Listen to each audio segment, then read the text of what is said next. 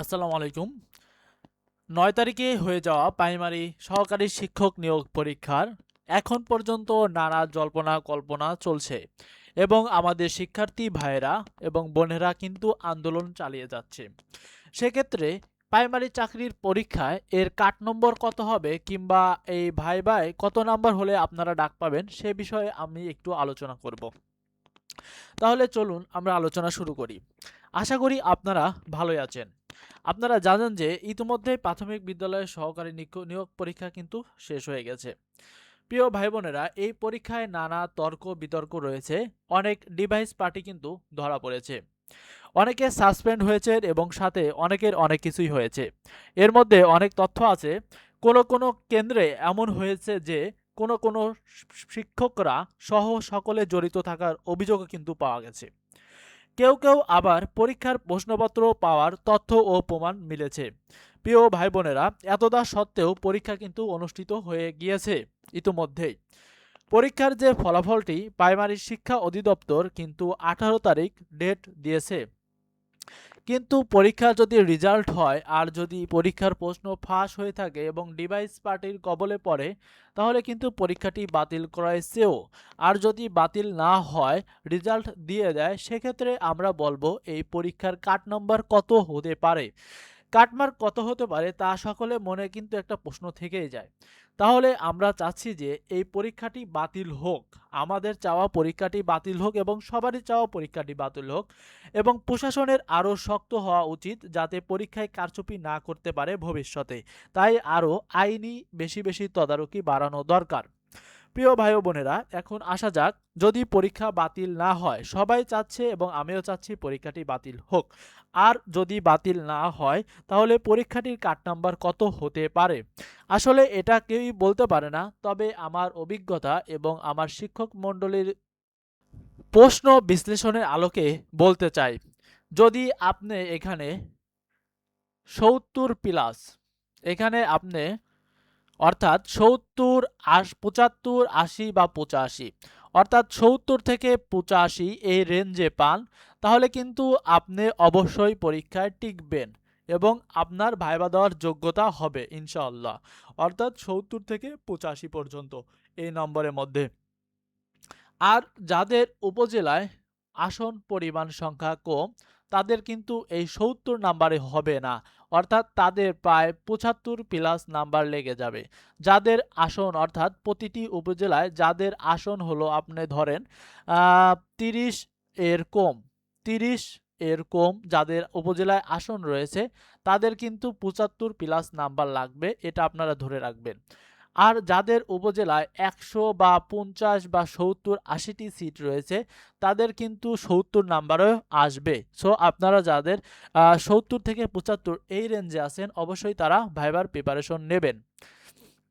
এরপরে আসা যাক, যদি আপনি ৬৮, ৬৯ বা ৬৫, ৬৬ এই রকম রেঞ্জের মধ্যে থাকেন, অর্থাৎ বলা হচ্ছে যদি আপনি ৬৫ থেকে ৭০, যদি আপনি ৬৫ থেকে ৭০ এই রেঞ্জের মধ্যে থাকেন, তাহলে এক্ষেত্রেও বলা যাবে যাদের উপজেলায় অধিক সংখ্যক সিট রয়েছে, যেমন ৫০ প্লাস সিট রয়েছে, তারা কিন্তু অবশ্যই ভাইবার প্রিপারেশন নেবেন এবং আপনারা কিন্তু অবশ্যই ডাক পাবেন। যদি কোনো উপজেলায় আসন কম থাকে, তাহলে কিন্তু ৬৫ নাম্বারে আসা অনেক কষ্টকর বিষয়। আবার যাদের এখানে বলা হচ্ছে যাদের ৫৫ থেকে ৬৫ নাম্বার, যাদের ৫৫ থেকে অর্থাৎ ৫৫ থেকে ৬৫ নাম্বার, তাদের ক্ষেত্রে আমি বলবো সেই একই ব্যাপার। অর্থাৎ যাদের উপজেলায় সিট সংখ্যক কম, সেটা সারা দেশেই বলতে হবে, যাদের উপজেলায় সিট সংখ্যক কম তাদের ক্ষেত্রে কিন্তু আপনার নাম্বার একটু বেশি লাগবে। অর্থাৎ ৭৪, ৭৫, ৭৬ এরকম নাম্বার কিন্তু লেগে যাবে। অর্থাৎ যাদের উপজেলায় ৩০ বা ২৫, ২০টি এরকম সিট রয়েছে, অর্থাৎ ৩০-এর নিচে সিট রয়েছে, তাদের কিন্তু ৭৫, ৭৬, ৭৭ এরকম নাম্বার লাগবে।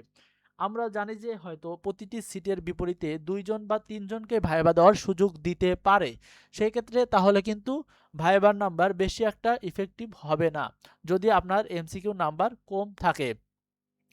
এবার আসি যাদের ৫৫ থেকে ৬৫ নাম্বার, তাদের ক্ষেত্রে বলবো যাদের উপজেলার সিট সংখ্যা 120 বা 80 প্লাস, অর্থাৎ যাদের সিট সংখ্যা 80 প্লাস রয়েছে তারা কিন্তু এই ভাইবার জন্য অবশ্যই 65 থেকে 55 যাদের রেঞ্জের নাম্বার মনে হয় তারা কিন্তু অবশ্যই ভাইবার প্রিপারেশন নিয়ে রাখবেন। এখন অনেকের মনেই প্রশ্ন জাগতে পারে যে পরীক্ষাটি যদি বাতিল হয় তাহলে কি হবে বা বাতিল হবে কিনা। আমরা জানি আজকেও অনেক কঠোর আন্দোলন চলছে।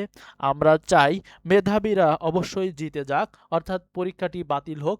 আমি পরীক্ষা বাতিল হওয়ার পক্ষে ঘোষণা দিচ্ছি। যদি এক্ষেত্রে স্ট্রং কোনো আন্দোলন হয় বা আজকে যে আন্দোলনটি হচ্ছে সেক্ষেত্রে পরীক্ষাটি কিন্তু বাতিল হবে এবং এই ধরনের সিচুয়েশনের উপরেই ডিপেন্ড করবে যে আন্দোলন কেমনটা হচ্ছে। তো এখানে আপনারা বুঝতে পারছেন যে এই ডিভাইস পার্টি কিংবা কোশ্চেন ফাঁস এগুলো কিন্তু এই পরীক্ষার জন্য নিত্যদিনের মতো ঘটনা।